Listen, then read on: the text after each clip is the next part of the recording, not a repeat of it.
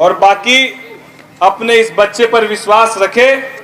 कोई पदाधिकारी हो, कोई अफसर हो, मैं अपने व्यक्तिगत हित के लिए कभी एक टिकट रिजर्वेशन के लिए भी नहीं बोलूंगा और शहर के और हमारे खगड़िया लोकसभा के हित के लिए एक एक विषय पर लड़ाई करने वाला शख्स हूं। आप इस बात के लिए आश्वस्त रहिए। किसी भी सूरत में हम लोग काम को कराने का काम करेंगे जब हमको ठेकेदारी करना ही नहीं है, जब हमको कमीशन और दलाली के चक्कर में रहना ही नहीं है, तो आवाज को बुलंद होने से कोई रोक सकता नहीं है। इसीलिए आप एकदम आश्वस्त रहिए। भागलपुर नगर निगम में जहां पर यहां तो एक साल में सांसद के पास 5 ही करोड़ रुपया होता है, यही होता है सांसद के पास अपना निधि। और भागलपुर नगर निगम में जब हम थे तो हम लोग के पास 2000 करोड़ रुपया स्मार्ट सिटी का था और हमारे पास अपना आंतरिक संसाधन कम से कम साल में 25 से 50 करोड़ रुपया था। तब हम लोगों ने अपने ही विभाग के 5 भ्रष्ट पदाधिकारियों को सस्पेंड करने का काम किया और पूरे मजबूती से 5 साल तक शहर के लोगों की आवाज बुलंद की और इसके लिए केस मुकदमा भी झेलना पड़ा तो हम लोग झेलने का काम किए हैं। और ये आवाज तभी बुलंद होती है जब आप कमीशन, दलाली और ठेकेदारी के चक्कर में नहीं रहते हैं। अभी तो शपथ ग्रहण नहीं हुआ है, शपथ ग्रहण हो जाने दीजिए। और शपथ ग्रहण के पहले सभी विधानसभाओं में दौरा करके धन्यवाद और आभार, हम लोग धन्यवाद और आभार के लिए निकले थे, लेकिन हो उल्टा गया कि आपके तरफ से अभिनंदन और स्वागत का समारोह में ये तब्दील हो गया। तो ये आपका प्रेम जो चुनाव के पहले और चुनाव के बाद भी मुझे मिल रहा है, तो मैं भी आपको ये विश्वास दिलाता हूं कि मेरा स्वभाव जो चुनाव के पहले था वही चुनाव के बाद अंतिम दिन तक आपके लिए रहेगा। जिस तरीके से मैं आप सबके समक्ष सर को झुकाकर आपसे मत मांगा था, हर एक विधानसभाओं में घूम घूम कर आपसे आशीर्वाद की कामना की थी, चुनाव के बाद और चुनाव जीतने के बाद और इस बार जब लोकसभा का विशेष सत्र प्रारंभ होगा और हम लोग का शपथ ग्रहण होगा, मैं वापस 3 तारीख को आऊंगा। उसके बाद आपका सांसद आपके द्वार की मुहिम की शुरुआत करेंगे और इस शुरुआत के माध्यम से हम लोग हर प्रखंड के हर पंचायतों का दौरा करेंगे विधानसभा वाइज और आपके बीच जाकर आपकी समस्या आपका सांसद सुनने का काम करेगा। और बतौर सांसद नहीं, बतौर आपके भाई और भतीजे के रूप में, आपके बेटे के रूप में आपके बीच आऊंगा।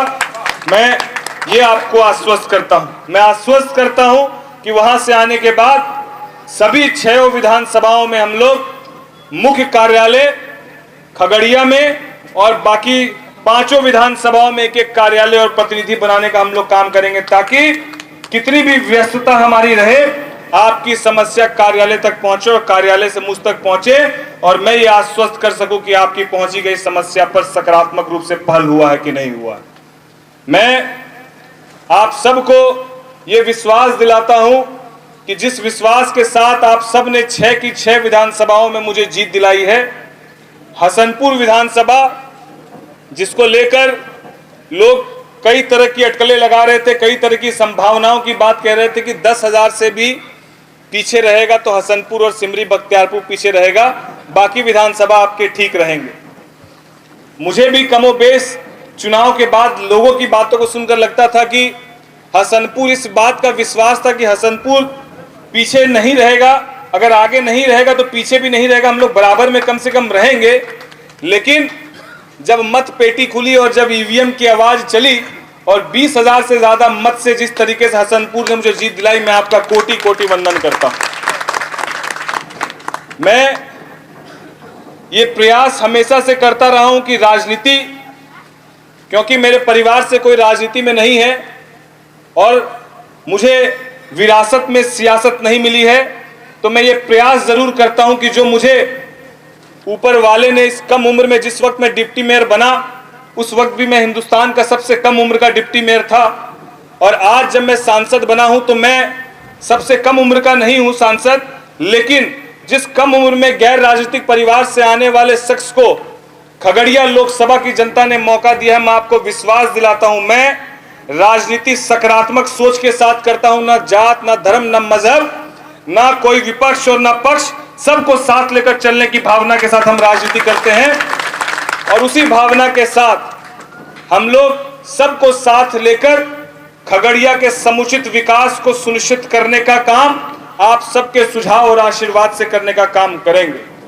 मैं आप सबके मार्गदर्शन और सुझाव के साथ ये प्राथमिकताएं भी तय करूंगा कि पहली 5 प्राथमिकताओं में हम लोग को क्या करना है।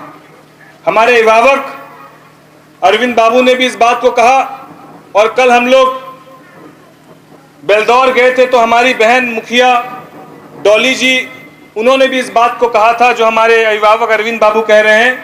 अफसरशाही की बात अरविंद बाबू कह रहे थे कि आप सभी प्रखंड स्तर पर इसकी समुचित जो है बैठक कर ये सुनिश्चित करें कि जो अफसर हैं वो कितना काम कर रहे हैं, समीक्षा करें और उसके बाद आगे की रूपरेखा को सुनिश्चित करें।